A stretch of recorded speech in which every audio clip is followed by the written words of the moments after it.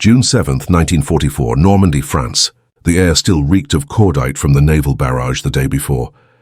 Dawn bled through a grey sky as Allied troops pressed inland, the hedgerows dripping with morning dew, hiding both friend and foe.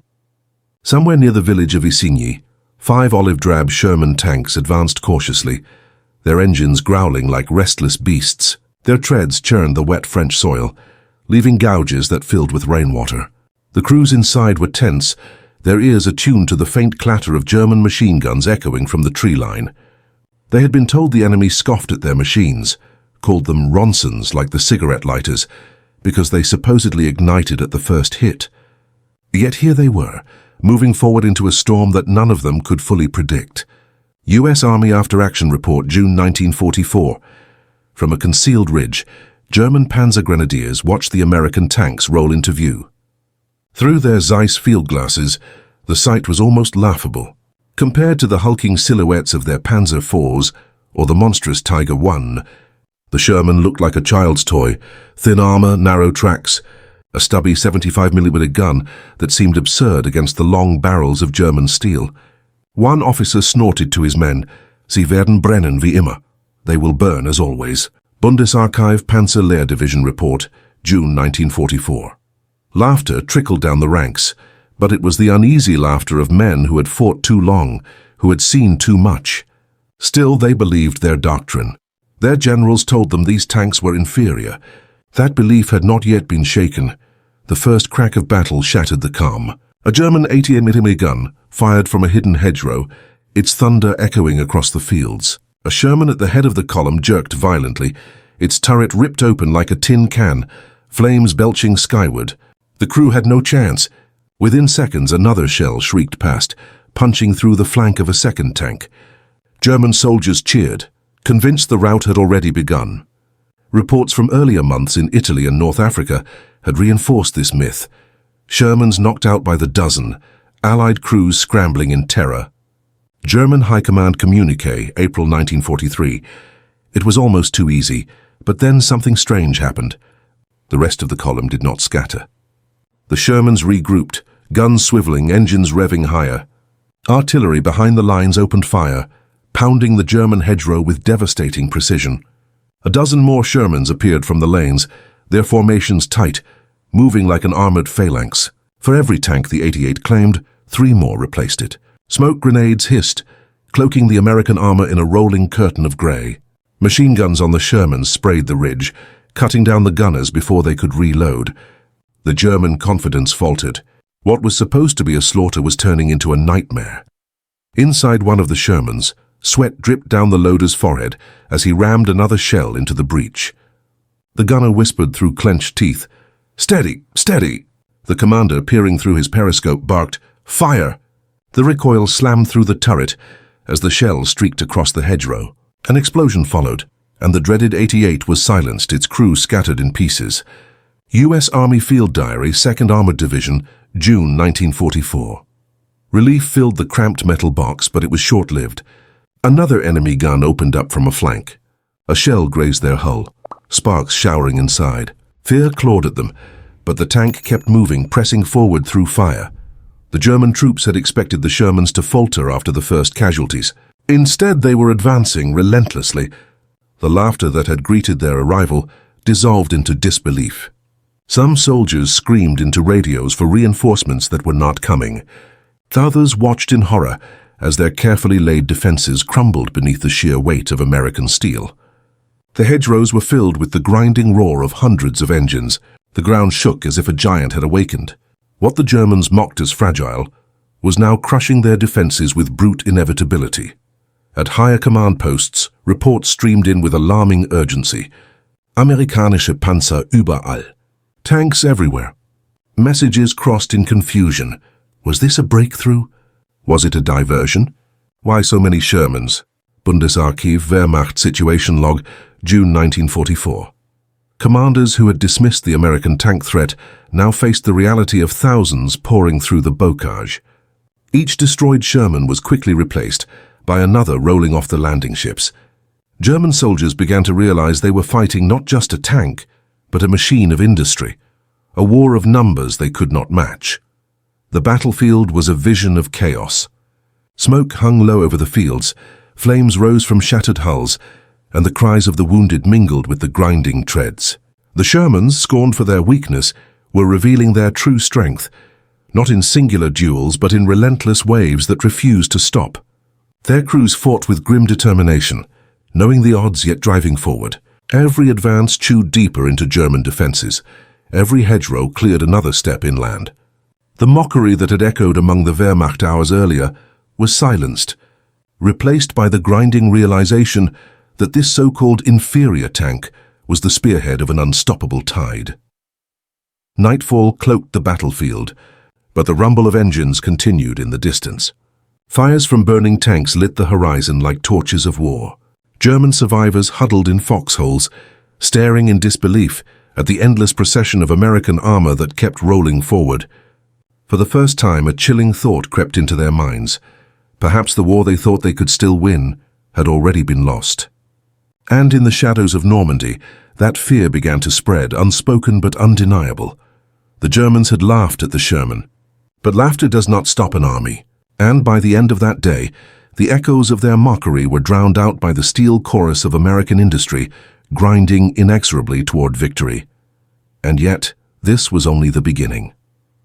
For hidden behind these waves of Shermans was a deeper truth, a truth the Germans had not yet understood, one that would soon reshape the very nature of armored warfare, the secret of why the Ronson kept burning, but also kept coming.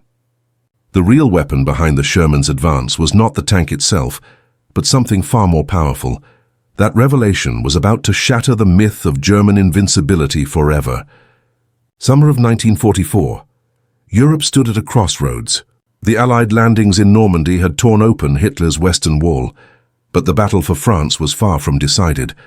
The Wehrmacht still held vast tracts of land, and its armoured divisions, battle-hardened on the Eastern Front, were racing west to crush the invaders before they could expand their beachheads. Against them stood a coalition of American, British and Canadian forces, stretched thin across hedgerows and villages, trying desperately to push inland. The clash that followed would test not only the courage of soldiers, but the doctrines and machines that had been forged in the fires of earlier campaigns. Nara, Supreme Headquarters Allied Expeditionary Force reports, July 1944. The Germans entered this confrontation with supreme confidence in their armor. Their panzer divisions were elite instruments of war, each built around vehicles like the Panzer IV Panther and the dreaded Tiger. The Tiger alone weighed nearly 60 tons, its 80mm KWK-36 gun capable of piercing any Allied tank from over a mile away. Panthers, with their sloped armor and long 75mm high-velocity guns, were designed to annihilate enemy armor at range. To German commanders, the Sherman was little more than cannon fodder, a weak gasoline-fueled machine whose armor could be punctured from almost any angle.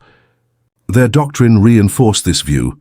Tanks were to be used in concentrated spearheads, smashing through enemy lines in decisive blows.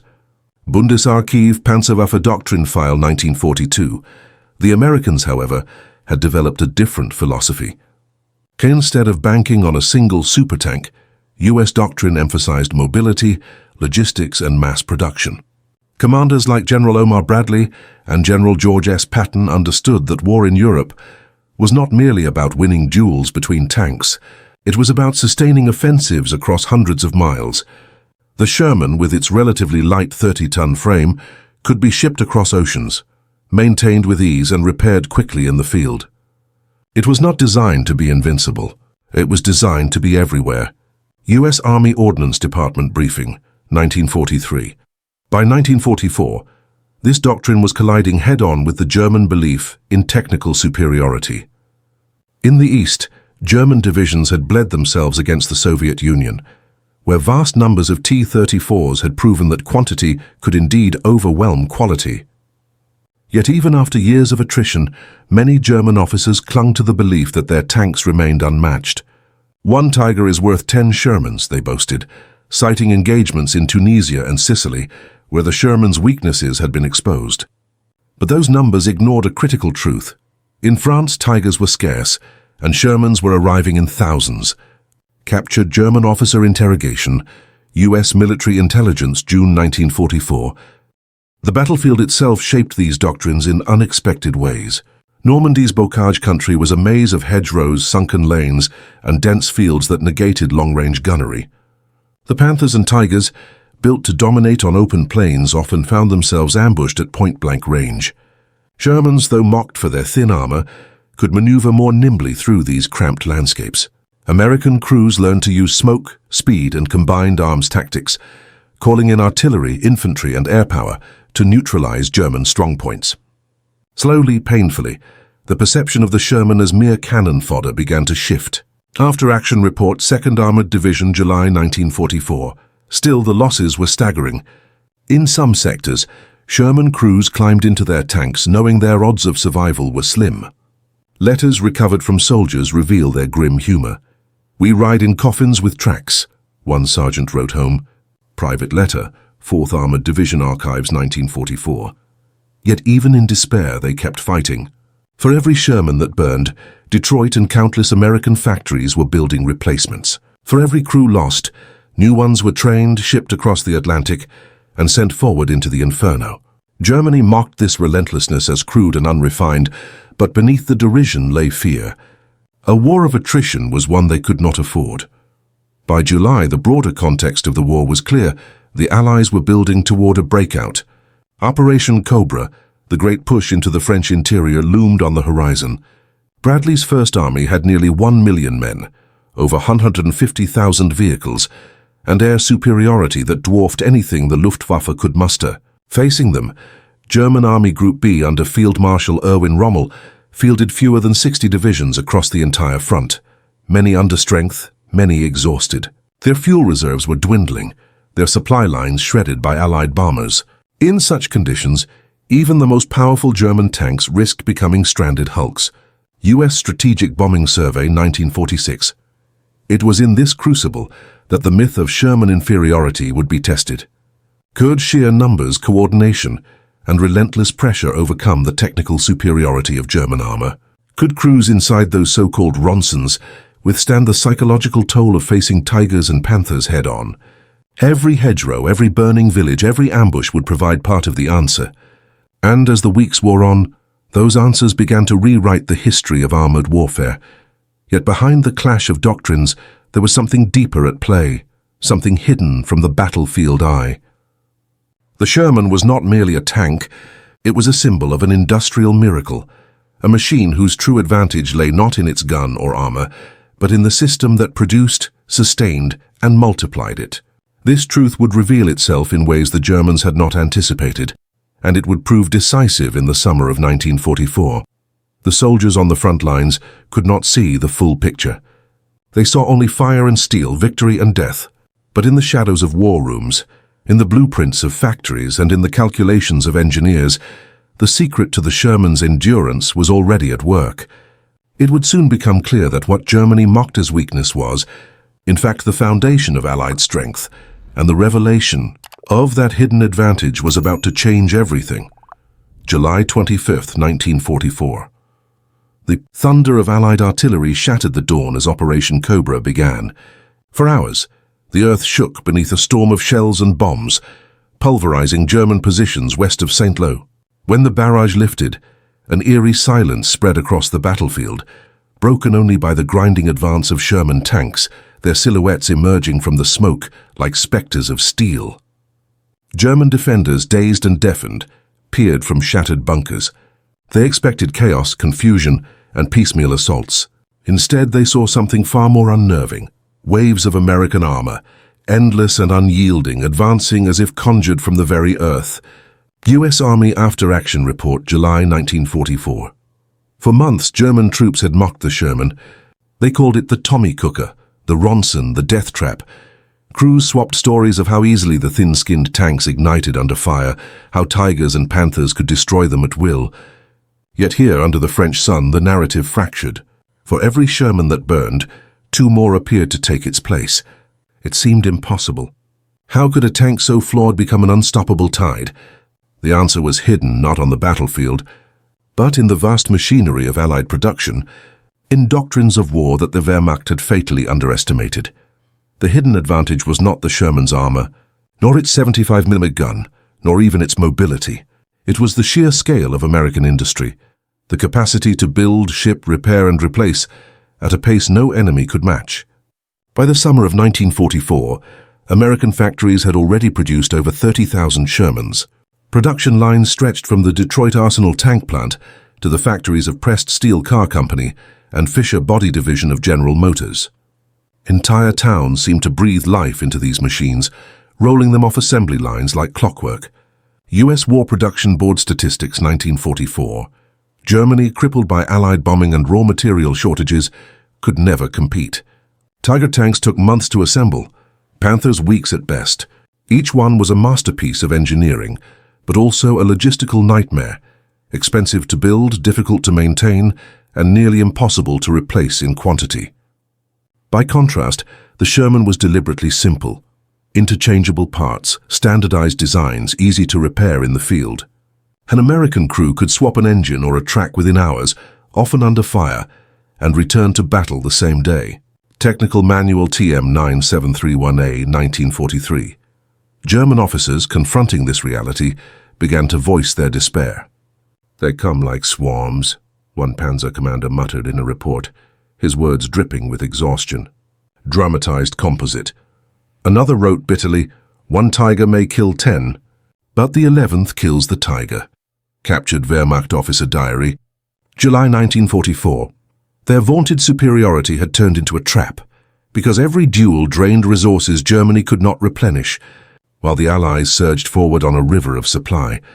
But numbers alone did not tell the full story. The hidden advantage extended into the battlefield itself. Behind the Sherman's advance lay an intricate system of logistics, fuel depots, repair depots, supply lines stretching back to Normandy's beaches and beyond the Atlantic. American trucks, the famed Red Ball Express, ferried fuel and ammunition around the clock, ensuring the Shermans never stood idle. German forces, by contrast, were crippled by shortages. Tanks were abandoned for lack of fuel, left smoldering on roadsides as their crews trudged away. U.S. Army Quartermaster Corps Report, August 1944. Equally critical were the men behind the machines, the engineers, mechanics, and ordnance officers who turned factories into weapons. Names like William Knudsen, an automotive executive turned war production leader, rarely reached the front lines, yet their influence was decisive. These were the architects of mass production, the minds who transformed the United States into what Roosevelt called the arsenal of democracy. Without them, no Sherman could have reached France in such numbers. Office of War Mobilization Report 1944. To the German soldier crouched in a hedgerow, however, this hidden advantage felt like a nightmare given flesh. They had expected to fight tanks. Instead, they were fighting a system, an industrial juggernaut that cared nothing for losses, because it could replace them faster than they could be destroyed. Every destroyed Sherman was just a spark against the steel avalanche behind it. Panic spread quietly, insidiously. "How do you stop an army that never runs out of tanks?" whispered one German infantryman to another. Dramatized composite. The question had no answer, and then there was the psychological weight. Allied tank crews, though aware of their machines' vulnerabilities, drew courage from the knowledge that reinforcements were always on the way. A Sherman knocked out today might be replaced tomorrow, a lost crew honored by comrades who continued the fight. German tankers, by contrast, fought in shrinking numbers. Their ranks thinned, their replacements inadequate.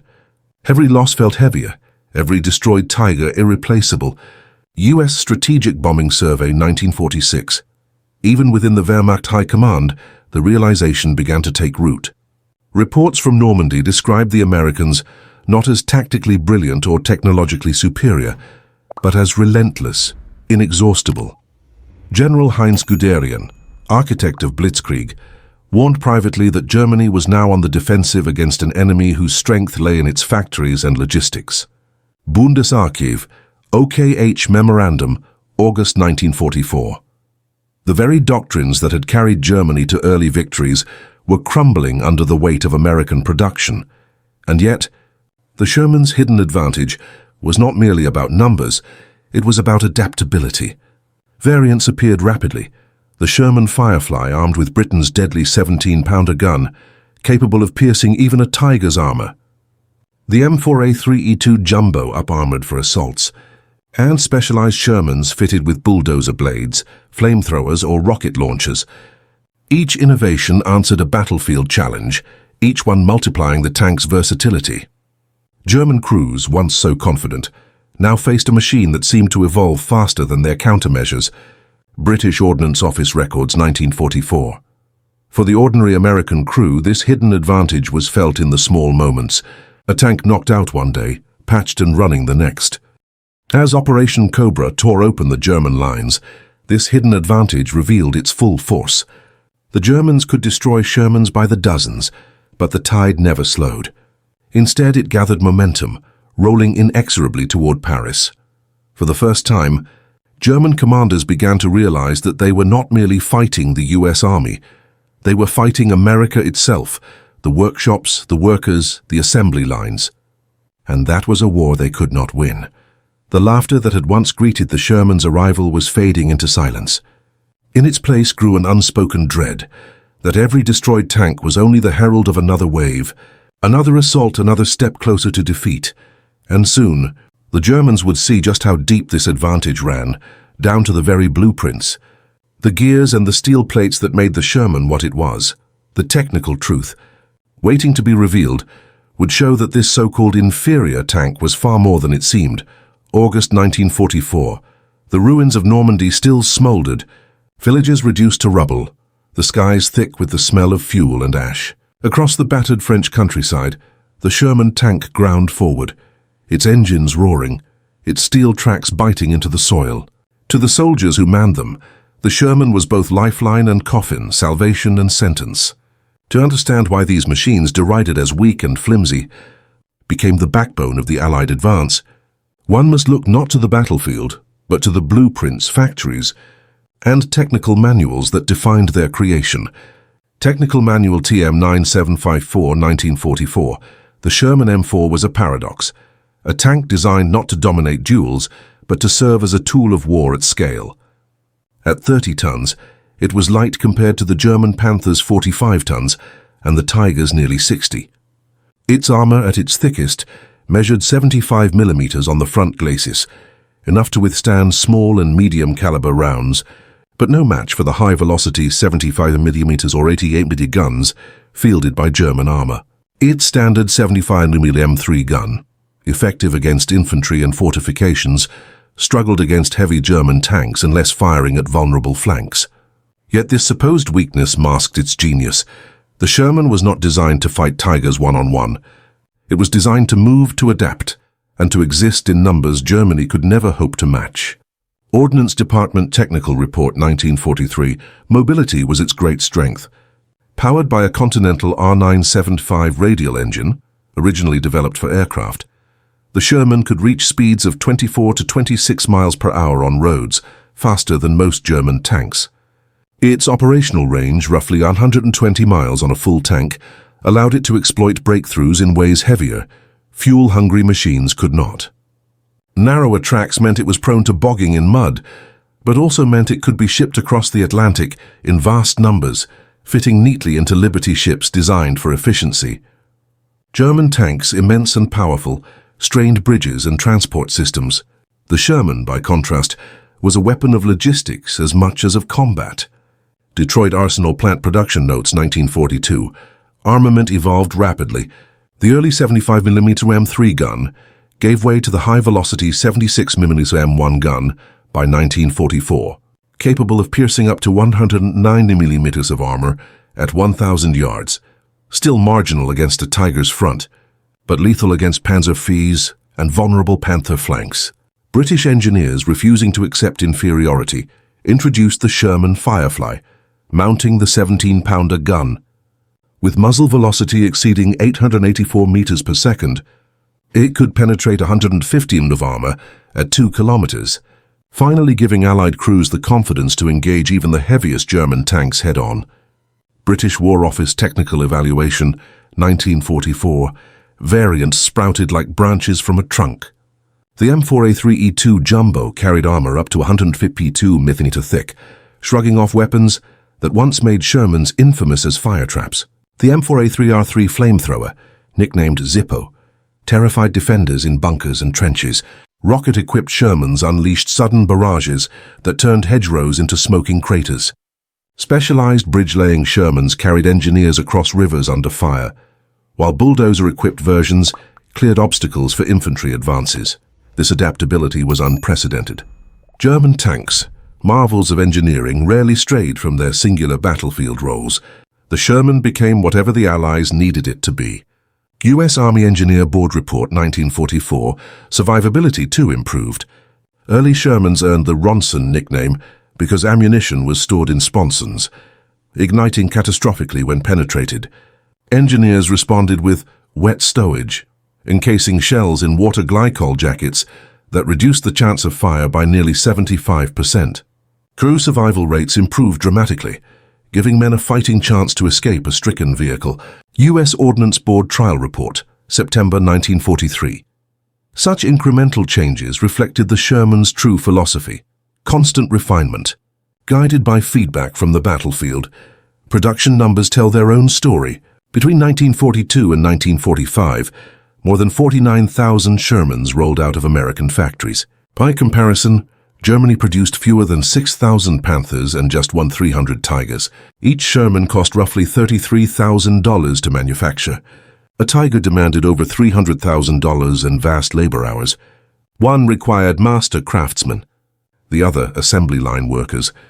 The Allies turned war into industry, and industry into victory. War Production Board Comparative Cost Analysis, 1944, and then there was maintenance. German crews cursed their machine's complexity. A Tiger's gearbox could fail after 100 kilometers. Field repairs often required entire workshops, tools, and time Germany increasingly lacked. Shermans, by contrast, could be patched with spare parts swapped from wrecks, engines lifted by cranes within hours, and tracks replaced by exhausted mechanics under fire. This simplicity was no accident. Engineers like Edward G. Budd and William Knudsen had insisted from the beginning that the tank must be designed for production and repair, not perfection. Their vision ensured that when one Sherman fell, another was ready to take its place. Office of War Mobilization Engineering Memorandum, 1942. For German crews, confronting the Sherman's technical evolution was maddening. Diaries speak of disbelief. We strike them and yet they return. Again and again, your Bundesarchiv Panzerlehrdivision, August 1944, dramatized composite. They had believed themselves superior, their tanks unmatched. Yet the battlefield was not a tournament of duels. It was a grinding, mechanized storm. The Sherman, adaptable, repairable, and replaceable, thrived in this storm. Even its communication systems offered an edge. Every Sherman came equipped with reliable radios, enabling coordination with infantry and artillery.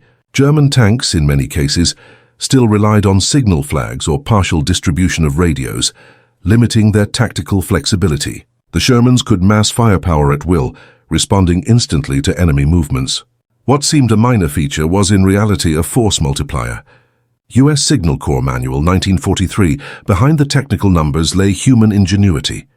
Workers in Detroit, Cleveland, and Pittsburgh riveted, welded, and assembled under relentless schedules. Women poured into the factories, their hands shaping the steel that would storm Normandy. Engineers tested, revised, and improved relentlessly, often working 20-hour days to address the shortcomings identified by crews overseas. Every plate of armor, every gearbox, every shell was a product of minds and hands who would never see the battlefield but whose work decided its outcome.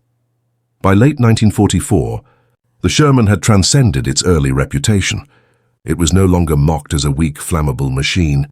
It was a system, a platform, a weapon of adaptability and scale. Numbers alone did not tell the story. It was numbers married to design, industry, and evolution. German commanders, once arrogant, now found themselves trapped by their own philosophy of technical superiority. In trying to build perfect machines, they had created fragile giants. The Allies, in building good enough machines by the tens of thousands, had forged the true instruments of modern war. And yet, the Sherman's story was not confined to manuals and factories. Its real test came in fire and blood, in the crucible of decisive battles where theory met reality. There, under the roar of guns and the cries of men, the Sherman would prove whether its technical edge could translate into victory. The stage was set for its trial by fire. A battle where numbers, doctrine, and technology would collide in a storm that would decide the fate of France. August 8, 1944. The fields near Mortagne. France trembled under the treads of nearly 200 German tanks. Operation Lüttich, the Wehrmacht's desperate counterattack, was underway. Hitler himself had ordered the strike, demanding his commanders drive a wedge through the American lines and throw the Allies back into the sea. From the rolling hills east of Avranches, columns of panzers advanced under cover of dawn mist, their turrets glinting as they rolled forward. Tiger's Panthers and Panzer IVs moved with grim determination, their crews believing that this offensive might turn the tide.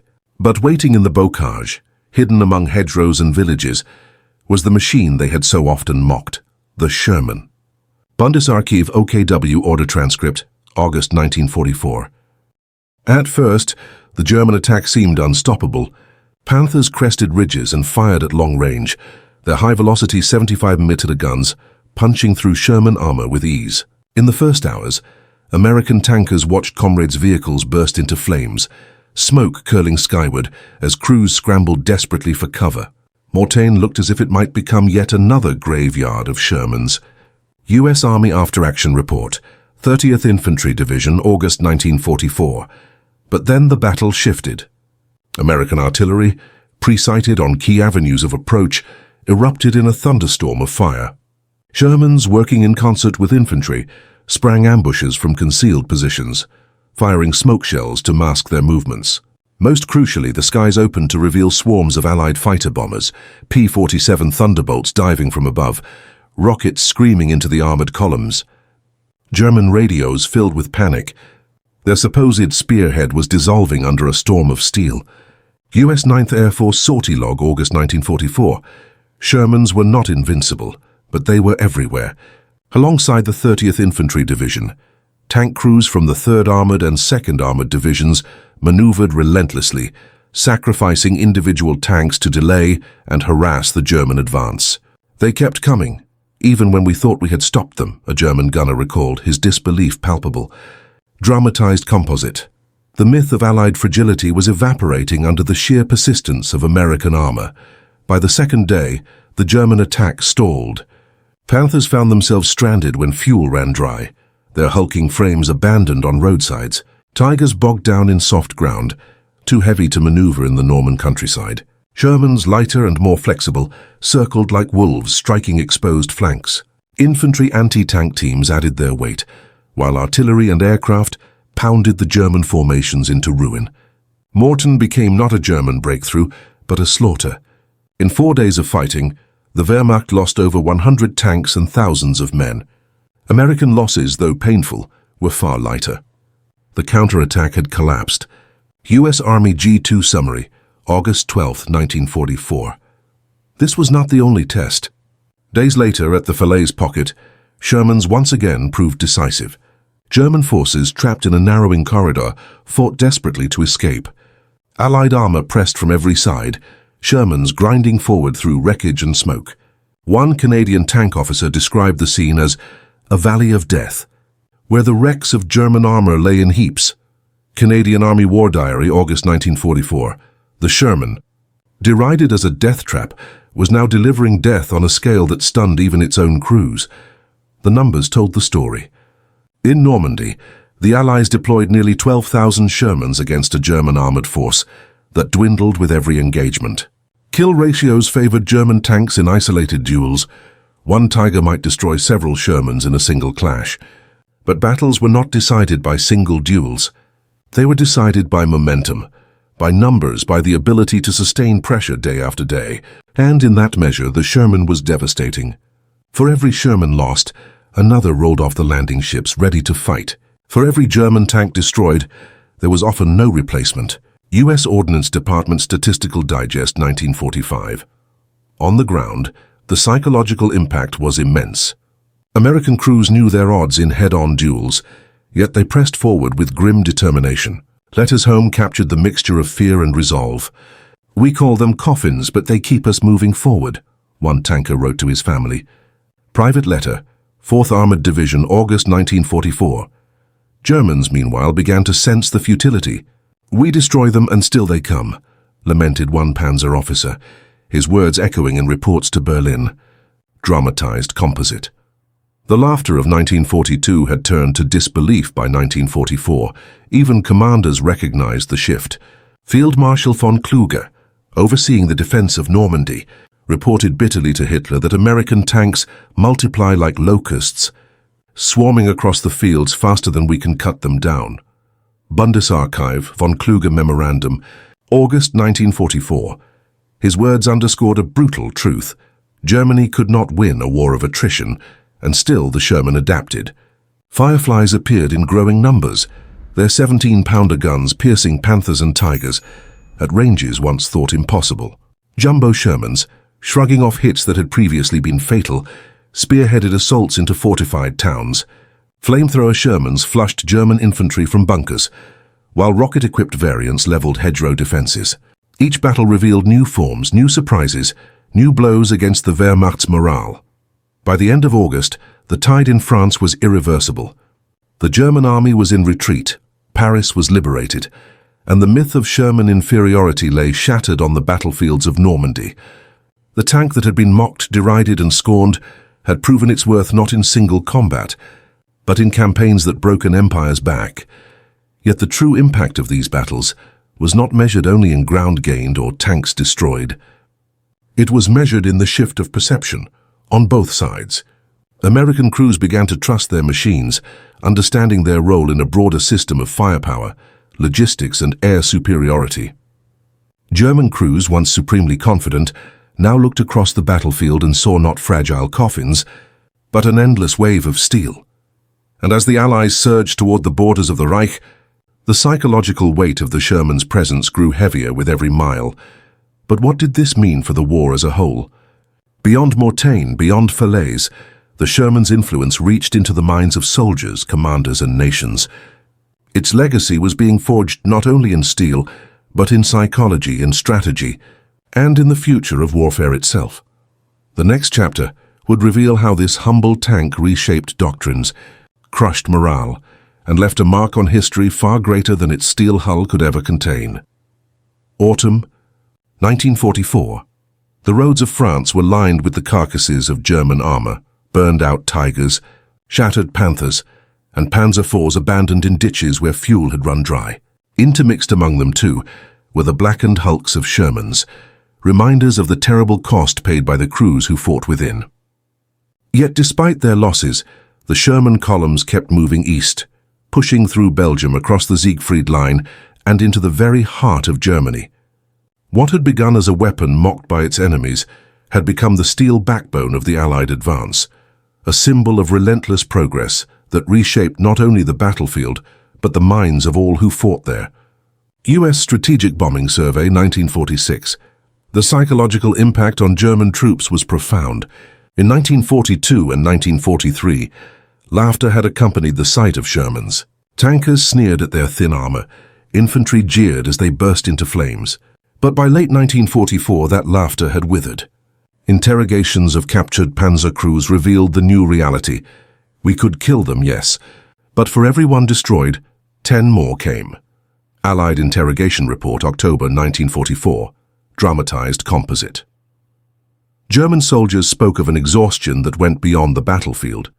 The Sherman was not a single opponent to be outmaneuvered or outfought. It was an avalanche, a tide, an inevitability. This inevitability ate at morale. Letters from German infantry to families back home spoke of despair. They do not stop. We hit them and still they come. Terror feels as though the earth itself is against us. Bundesarchiv, Wehrmacht Field Letters 1944. In post-war interviews, many admitted that the psychological weight of facing endless Shermans was heavier than any duel with a single Tiger. They felt crushed not only by steel, but by the realization that Germany's war machine could no longer sustain the fight. For American crews, the psychology was different but equally complex. Tankers knew their machines were vulnerable, and they joked darkly about riding in Ronsons or coffins with tracks. Yet they also drew courage from the knowledge that they were never alone. Behind them stood the might of an industrial colossus. If their tank was lost, another waited. If they fell, their comrades carried on. It was a brutal reassurance, but it sustained them. Veterans would later speak of their tanks with a strange mixture of fear, affection, and respect. The Sherman had flaws, but it carried them to victory. Veteran Oral History, U.S. Army Armor Branch, 1947. The strategic legacy was even greater. The Sherman embodied the Allied doctrine of war as a system, not a duel. Where Germany pursued technical superiority through machines like the Tiger, powerful but rare, the Allies pursued operational superiority, creating an ecosystem of tanks, trucks, planes, and artillery that moved together like a living organism. Shermans did not fight alone. They fought with infantry at their sides, artillery overhead and aircraft above. This doctrine, combined arms, mass and logistics, proved far more decisive than any single piece of hardware. Shape Tactical Doctrine Review, 1945. In the post-war world, this lesson became gospel. During the Cold War, NATO forces emphasized not the pursuit of superweapons, but the integration of systems, tanks working with air power, artillery, and supply chains. The Sherman's legacy could be seen in the Patton series of tanks, in the Abrams decades later, in doctrines that prioritized readiness, numbers, and sustainability over technical perfection. Even in conflicts like the Gulf War, echoes of the Sherman resounded. Victory belonged not to the heaviest armor alone, but to the force that could strike fast, sustain itself, and never stop. For Germany, the lesson was bitter. Their obsession with wonder weapons, from the Tiger to the Panther to the jet fighter, had drained their resources and left them with weapons too few in number to change the outcome. "We built machines," one German officer admitted after the war, "but the Americans built armies." U.S. Strategic Bombing Survey, German Officer Interrogation, 1946. That single sentence captured the contrast: engineering brilliance defeated by industrial pragmatism. And yet, the Sherman story was not just industrial. It was human. It was the crews who endured the terror of incoming 80mm shells, who fought from hedgerow to river, who watched friends consumed in fire yet climbed into their tanks the next day. It was the engineers who designed wet stowage systems, the factory workers who welded armor plates, the truck drivers of the Red Ball Express who kept fuel flowing at impossible speeds. It was, in essence, a story of collective willpower, millions of hands shaping a single machine into a weapon of victory. By war's end, more than 49,000 Shermans had been built. They rolled through the streets of Paris, across the Rhine, and into the heart of a shattered Reich. They appeared on nearly every front of the war: North Africa, Italy, Normandy, the Philippines, Burma, even the Soviet Union through Lend-Lease. Wherever the Allies fought, the Sherman was there. And in each theater, it carried the same message: strength does not always lie in the strongest weapon, but in the weapon that can be everywhere all at once. Its psychological legacy extended far beyond 1945. To veterans, the Sherman became a symbol of survival and sacrifice. To historians, it became a case study in how doctrine, production, and logistics outweigh duels of steel. To future generations of soldiers, it became a reminder that the battlefield is won not by perfection, but by resilience. One U.S. officer put it simply in a post-war debriefing: "The Tiger was a beast. The Panther was a predator, but the Sherman was a flood, and no wall could hold it back." U.S. Army Tactical Analysis, 1946, dramatized composite. In the end, the German soldiers who mocked the Sherman were right about one thing: it burned. It burned often. It burned brightly. But what they failed to understand was that it never burned alone. Behind every Sherman lost, another stood ready. Behind every crew killed, another trained to take their place. Behind every battlefield setback, an industrial system capable of recovery and response. The Sherman was not perfection. It was persistence. Not brilliance, but inevitability. And that in modern war proved more decisive than any monster of steel. In the silence that followed the war, as Europe rebuilt from ashes, the lesson of the Sherman lingered. That in an age of machines, connection outweighed firepower and speed defeated armor, and that sometimes the tank they laughed at becomes the tank that wins the war.